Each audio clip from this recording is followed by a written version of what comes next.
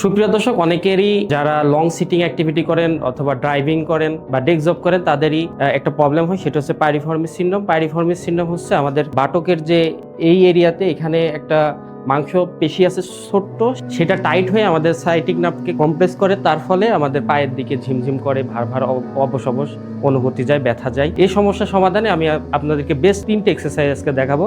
প্রথম এক্সারসাইজটি হচ্ছে, ধরে না আমার এই সাইডে প্রবলেম, তাইলে আমরা দুই হাঁটুটা ভাঁজ করব, করে প্রথমে স্ট্রেচিং করব। হ্যাঁ, আপনি হাতটা এখানে নেন, দুই হাতটা ধরে নিজের দিকে নেবেন যতটুকু পারেন এই এরিয়াতে, ঠিক আছে? একটা ভালো স্ট্রেস ফিল করবেন।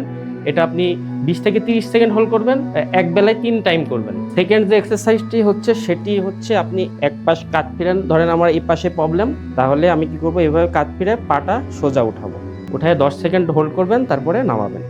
আবার উঠায় 10 সেকেন্ড হোল্ড করবেন, নামাবেন।